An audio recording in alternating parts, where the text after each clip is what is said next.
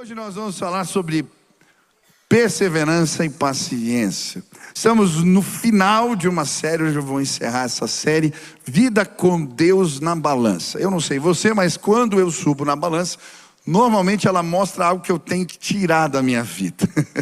E quando a gente caminha com Deus é parecido. Quando a gente põe a nossa vida com Deus na balança, existem coisas que Deus normalmente mostra para nós que precisamos tirar para que o nosso relacionamento com Ele melhore. Nessa série nós temos estudado um livro de números. Muita gente acha que o livro de números é só números, mas não. Tem lição boa lá. Na verdade, o livro de números é um verdadeiro manual de liderança. E ele vai contar para nós o trajeto de Moisés liderando o povo à terra prometida e os conflitos que ele viveu enquanto liderava o povo. E é interessante que à medida que a Bíblia vai apresentando os conflitos, ela também vai apresentando para nós comportamentos que abrem e fecham portas para nós. Hoje nós vamos estudar mais um destes comportamentos. A impaciência talvez esteja fechando portas para você.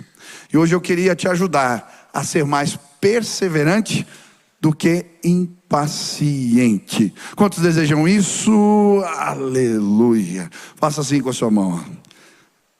Lembra da balança de pratos? Hoje a gente vai fazer pesar mais a perseverança do que a impaciência. Quantos desejam isso? Amém? Vamos estudar Números capítulo 21, versículo 4 a 9. Números capítulo 21, versículo 4 a 9, diz assim a palavra do Senhor: Partiram eles do Monte Or pelo caminho do Mar Vermelho para contornarem a terra de Edom. Mas o povo ficou impaciente no caminho e falou contra Deus e contra Moisés, dizendo: Por que vocês nos tiraram do Egito para morrermos no deserto? Não há pão, não há água, e nós detestamos esta comida miserável. Então o Senhor enviou serpentes venenosas. Ó, quando você reclama da comida, o que acontece? Então o Senhor enviou serpentes venenosas que morderam o povo e muitos morreram. O povo foi a Moisés e disse: Pecamos quando falamos contra o Senhor e contra você. Ore pedindo ao Senhor que tire as serpentes do meio de nós. E Moisés orou pelo povo. O Senhor disse a Moisés: Faça uma serpente e coloque-a no alto de um poste. Quem for mordido e olhar para ela viverá. Moisés fez então uma serpente de bronze e a colocou num poste. Quando alguém era mordido por uma serpente e olhava para a serpente de bronze, permanecia vivo. Levante as mãos assim, em sinal de rendição a Jesus. Repita comigo: Senhor Jesus, eu marquei um encontro contigo esta noite. Eu abro meu coração para receber tudo aquilo que o Senhor tem para a minha vida. Fala comigo agora, em nome de Jesus, amém. O que pesa mais na balança da tua vida? A perseverança ou a impaciência? Você é aquele tipo de pessoa que aperta várias vezes o botão do elevador? Ou está chegando perto de casa e já pega o controle para abrir o portão da garagem, você nem chegou. Você constantemente dá um jeito de furar fila no trânsito. Você não mede as palavras.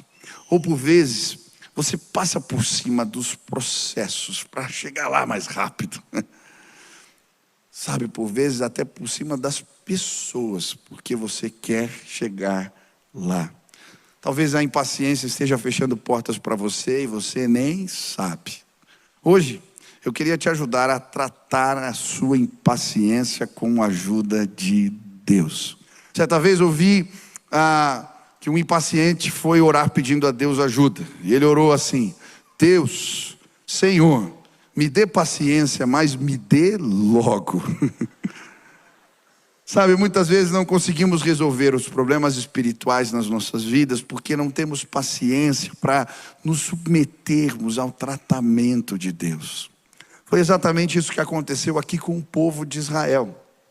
É interessante porque, por causa da incredulidade do povo, Deus o submeteu a um tratamento.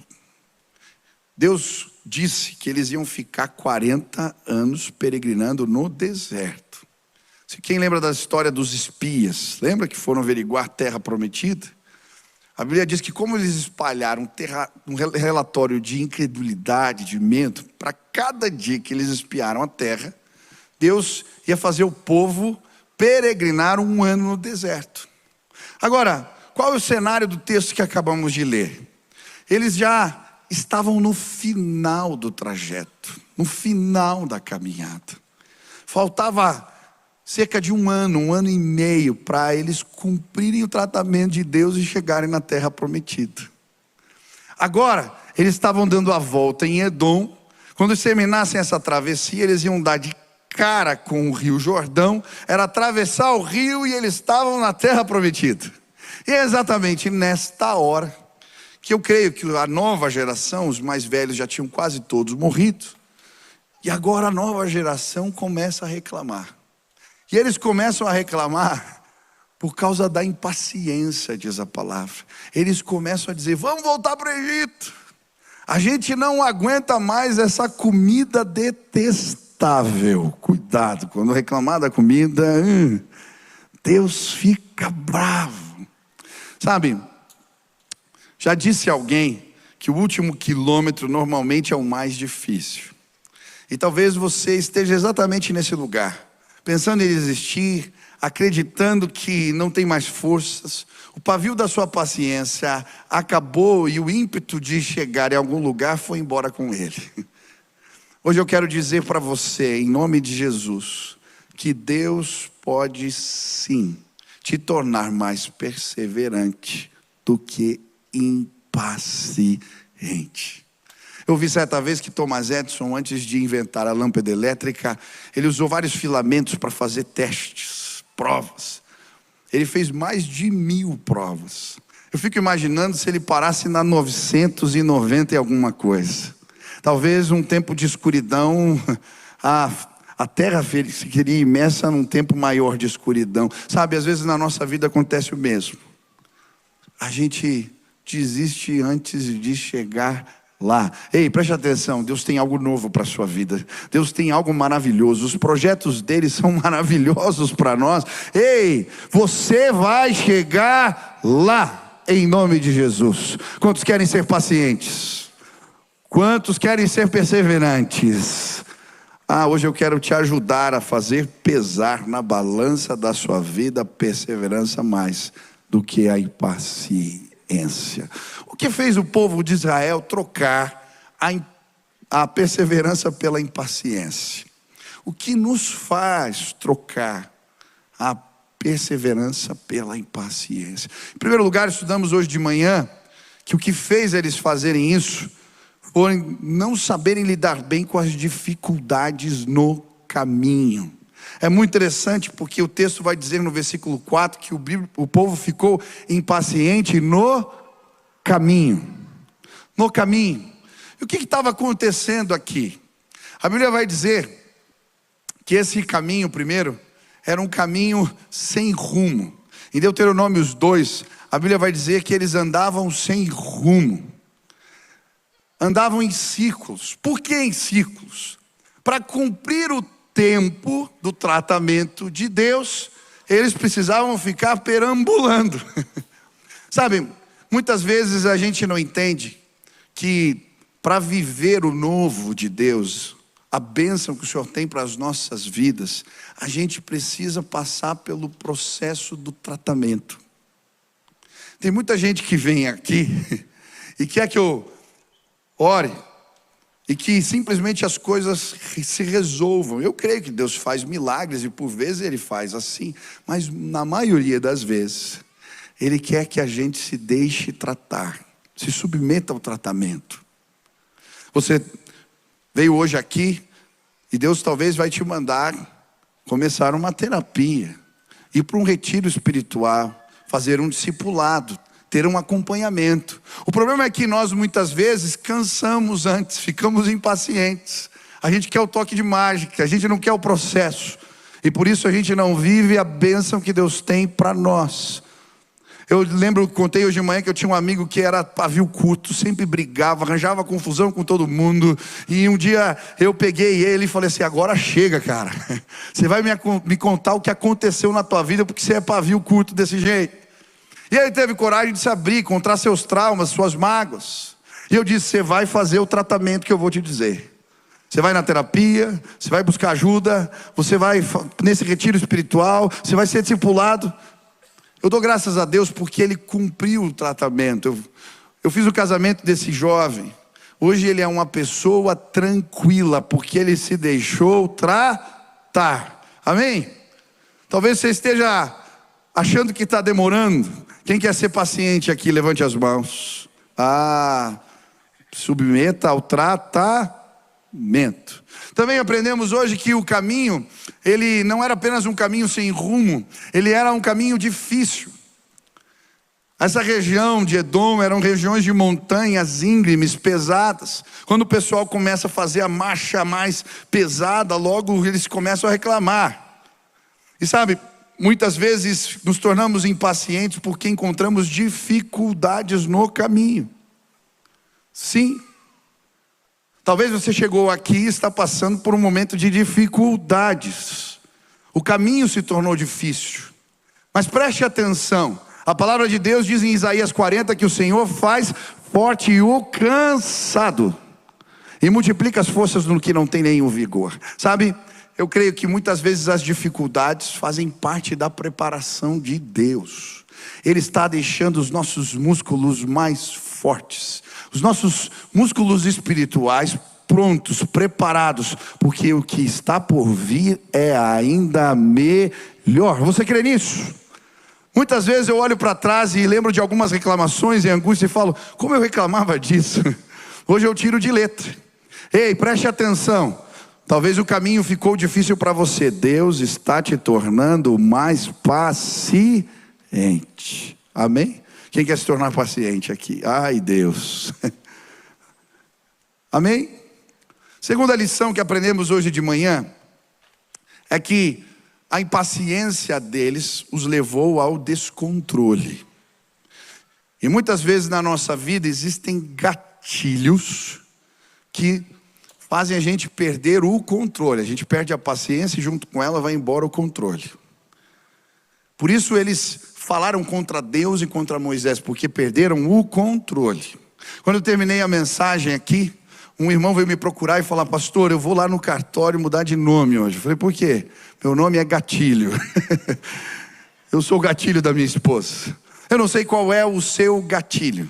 Talvez seja o trânsito.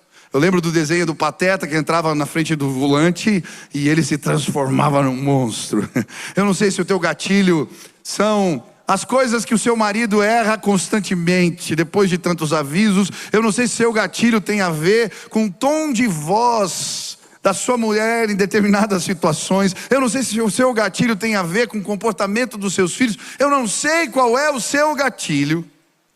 Mas uma coisa eu sei. Se queremos não perder o controle, precisamos que Deus nos empreste virtude. E hoje nós entendemos que a paciência de manhã, ela é uma virtude de Deus. É um fruto do Espírito. A palavra paciência significa, em grego, macrotúmia, que quer dizer ânimo espichado, alongado, pavio longo. Sabe o que acontece? Quando a gente busca uma vida cheia do Espírito Santo, Deus pega o teu pavio que é curto e Ele troca pelo pavio dele que é longo. Ele te empresta a paciência dele. E quando você está cheio do Espírito, quando vem os gatilhos, eles não têm efeito sobre a sua vida, porque a paciência de Deus foi emprestada para você. Amém? Quem crê que Deus pode emprestar virtude para nós? Eu creio. Você crê que Deus pode emprestar o pavio dele? Ele é tardio em irar-se. Você crê nisso? Quantos querem o pavio de Deus e não o seu? Aqui eu preciso, vou levantar as duas mãos, porque o meu às vezes fica curto, rápido demais. Levante as mãos assim, isso. Feche seus olhos. Agora pense quais são os gatilhos que geram impaciência. que geram confusão, que fazem você perder o controle. Lembra deles? Agora você vai falar assim: Espírito Santo de Deus, me empresta a tua paciência. Espírito Santo de Deus, troca o meu pavio pelo seu. Eu quero ser longânimo, tardio em irar-se. Eu quero a tua ajuda. Amém? Agora deixa eu te dizer uma coisa. Essa oração só serve para hoje. Amanhã o teu pavio vai ficar curto de novo. É verdade. Sabe qual que é o nosso problema? A gente quer que Deus troque o nosso pavio permanentemente, mas não funciona assim. Amanhã você vai ser aquele marido chato de novo. Vai ser, reclamão. Então você tem que fazer essa oração todo dia. É assim que funciona. Porque a gente precisa se encher do Espírito Santo. Agora, deixa eu olhar para vocês aqui. Quem topa fazer um teste aqui comigo? Durante 10 dias, todos os dias, quando você acordar e você for dormir, você vai gastar 20 minutos de manhã, mais ou menos, e à noite, pedindo: Deus, eu quero ser cheio do Espírito Santo. Me empresta a tua paciência. Me empresta o teu pavio. Você vai fazer devocional, vai orar. Você vai fazer essa oração amanhã, depois de amanhã, 10 dias. Combinado? Quem topa esse desafio aqui? Olha lá o que você está fazendo. Tá? Sabe o que vai acontecer? Você vai tocar a tua esposa, vai tocar os teus filhos com virtude de Deus. Eles vão olhar e vão dizer: algo aconteceu. Deus vai começar a se revelar em você, nos gatilhos do dia a dia. Amém? Quem quer se tornar mais paciente, levanta a mão. Você precisa da ajuda do Espírito Santo. Agora vou continuar. Terceira lição. Muitas vezes nós nos tornamos impacientes ou perdemos a perseverança quando a nossa impaciência testa a paciência de Deus. Olha que interessante aqui, o pecado era duplo.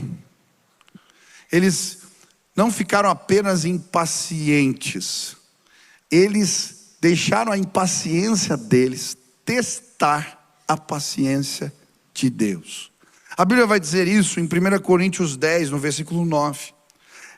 A Bíblia diz assim: não devemos pôr à prova a paciência de Cristo, como alguns deles fizeram, e por isso foram mortos pelas cobras.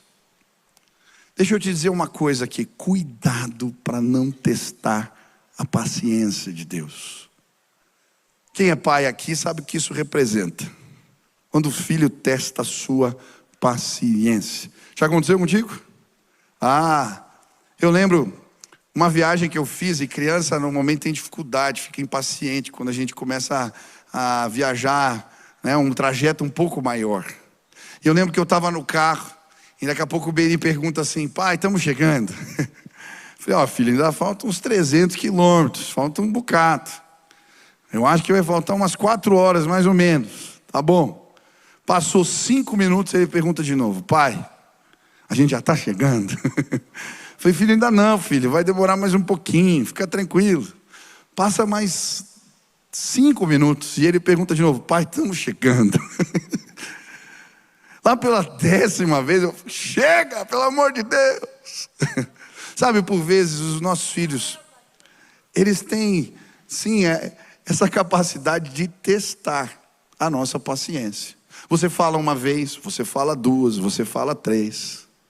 Ou então ele vem pedir algo e você diz: não, agora não. E aí ele fica: mas pai, por favor, vamos lá, pai. E aí você fala: agora não. E aí ele continua, e agora ele vem chorando e traz agregados, e fala: eu já falei com a mãe, já falei com não sei quem. Ele está testando a sua paciência. Mas sabe o que é? É o problema. A gente faz exatamente igual com Deus. A gente testa a paciência do Senhor. Foi isso que eles fizeram. Eles já sabiam qual era o castigo. Eles sabiam qual era a sentença. E aí, o que acontece? Quando eles reclamam da comida. O maná que caiu do céu virou uma comida detestável. E aí Deus manda serpentes. A Bíblia diz abrasadoras. A palavra abrasadora tem a ver aqui, não apenas com o veneno, mas com a dor que o veneno causava. Quando a gente testa a paciência de Deus, o Senhor tem que nos disciplinar.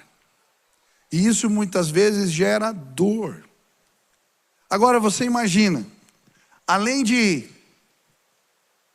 ter que levar a criança, a mulher, num caminho difícil, íngreme, uma montanha complicada. Agora, eles tinham que lidar com a dor da disciplina de Deus. Ficou mais difícil. A perseverança começa a escorrer pelos dedos, pelas mãos. Sabe, deixa eu dizer algo para você. Existem dores que talvez você esteja vivendo, que elas são sim a disciplina de Deus na sua vida. Por vezes existem cobras, serpentes venenosas que aparecem no nosso caminho, que elas não vieram dos quintos dos infernos. Foi o próprio Deus que mandou. Sabe por quê? Porque se ele não mandasse a serpente no caminho do povo de Israel, eles jamais teriam entrado na terra prometida. E aconteceu um motim, um levante, e eles iam na beira da terra voltar de novo para o Egito. E por isso Deus colocou uma cobra no caminho venenosa, um machucado, uma dor, para dizer: ei, o meu projeto é o melhor. O meu projeto é melhor do que o que vocês estão planejando. Deixa eu te dizer, talvez existam serpentes dentro da sua casa, lá no lugar onde você trabalha, e o próprio Deus permitiu elas aparecerem lá. Eu nunca me esqueço da história que eu vi de um camarada que estava tão impressionado com o teto de uma catedral que ele estava pintando, que ele estava no andaime, ele começa a andar para trás, ele vai cair. E alguém começa a gritar lá embaixo: ei, presta atenção, você vai cair. Mas ele não escuta, ele não olha. Então a pessoa pega a lama e joga no teto. E aí então ele olha e fala: o que você fez? Sabe, por vezes nós estamos indo por caminhos errados, e o Senhor, Ele coloca serpentes no caminho para falar: ei, o que você está fazendo? Cuidado. Sabe, eu por vezes já atestei a paciência do Senhor. Eu lembro de orar por coisas que Deus já tinha me dito que não era para eu fazer. E eu insisti em oração. E um dia Deus falou: você não entendeu? Eu já te respondi. Também já aconteceu comigo de Deus abrir portas para mim e eu ficar orando por aquilo. E eu falo: Deus, mas é para eu entrar nessa porta? É para entrar? Deus fala assim: mas eu já te falei. Sabe, talvez você se encontre exatamente nesse lugar. Talvez existem dores que você carrega com você, porque no trajeto nós por vezes testamos a paciência de Deus. Hoje preste atenção. Pastor, e o que eu faço? Como é que eu lido com essas dores? Eu quero chegar lá. Como é que eu faço? Presta atenção. O povo de Israel, quando viu as serpentes, ele caiu em si. E ele foi procurar Moisés para pedir perdão. Olha, nos perdoa. Ora por nós. Nós queremos o perdão de Deus. Talvez uma confusão entrou na sua casa porque você não seguiu os padrões da palavra de Deus e serpentes apareceram na sua casa. Talvez, meu amigo, um desastre financeiro começou na sua vida porque você não seguiu o que a palavra de Deus ensina sobre como lidar com os recursos. Talvez você está vivendo dores, sim, na sua relação com os seus filhos, com a sua esposa, com aqueles que você ama, porque você testou a paciência de Deus. Você sabia que existiam caminhos que eram errados e você insistiu neles. Hoje eu quero te desafiar a dizer: Pai, me perdoa. Pai, eu não quero mais. Eu entendi o castigo, tira as cobras. Me dá um antídoto, me dá um remédio. Eu quero sim perseverar no teu propósito. Amém? Quantos desejam isso? Feche seus olhos assim. Peça para Deus te mostrar. Deus, existem áreas da minha vida que eu estou testando a tua paciência. Existem áreas da minha vida que eu estou tendo que lidar com dores desnecessárias. Senhor, eu te peço perdão. Eu quero tudo que o Senhor tem para a minha vida. Vai ser do teu jeito, em nome de Jesus. Amém. Amém. Aleluia. Última lição. Sabe, quando nós... Já pode subir aqui, o louvor, já vou encerrar. A última lição. Quem quer se tornar mais paciente aqui? Nós nos tornamos mais pacientes, mais perseverantes, quando usamos corretamente o remédio de Deus contra o nosso pecado. Eu acho fascinante a história. O povo está reclamando, Deus tinha mandado as serpentes, e então Moisés vai orar. E quando Moisés começa a orar, Deus fala para ele: Moisés, você vai fazer algo. Você vai pegar uma serpente de bronze, vai colocar num poste e vai levantar a serpente de bronze no meio do arraial. Todos aqueles que forem picados, levarem o bote da serpente e olharem para a serpente de bronze levantada no madeiro,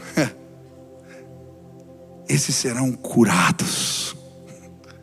Quem olhar será curado. A Bíblia diz que muitos olharam instantaneamente e Deus os curou, os sarou. Mas sabe, muitas vezes nós não entendemos o remédio de Deus para nós, ou não usamos corretamente. A Bíblia diz que muitos morreram porque não creram, não olharam, não procuraram onde estava a serpente levantada no madeiro. Agora, o próprio Jesus, quando está conversando com Nicodemo sobre o novo nascimento, ele usa a figura da serpente levantada no madeiro para falar de si mesmo. Em João 3,14, ele diz: assim como Moisés no deserto levantou a cobra de bronze numa estaca, assim também o Filho do Homem tem de ser levantado, para que todos os que crerem nele tenham a vida eterna. O que Jesus está ensinando aqui é que o pecado, ele nos aprisiona. Você não consegue conter a ira, você não consegue ser paciente, você se descontrola, você responde o mal com o mal, você é vingativo, porque o pecado, ele é um veneno mortal que nos aprisiona. E sabe, Deus já trouxe o remédio. Deus já estabeleceu qual é o remédio. O problema é que muitos de nós não acreditamos. Deixa eu te dizer algo poderoso e maravilhoso. Hoje, se você olhar para a cruz do madeiro, aquele que foi levantado naquela cruz tem poder para te libertar das suas prisões, do veneno do pecado na sua vida.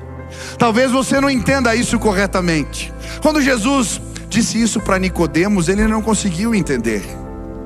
Jesus estava falando sobre o novo nascimento, e fala sobre alguém sendo levantado no madeiro, e ele não entende. Mas a Bíblia diz que aquele homem, apesar de erudito, um conhecedor das Escrituras, quando ele vê o Cristo levantado no madeiro, ele entende a respeito do que Jesus estava falando. Aquele homem então cai em si. É por isso que ele então faz uma oferta para sepultarem o corpo de Jesus, de mirra e aloés, que nem no enterro do imperador tinha tantas especiarias. Quando ele entende a mensagem de Jesus, quem ele era, o que representava ele ser levantado no madeiro, ele então se entrega totalmente. Deixa eu te dizer algo.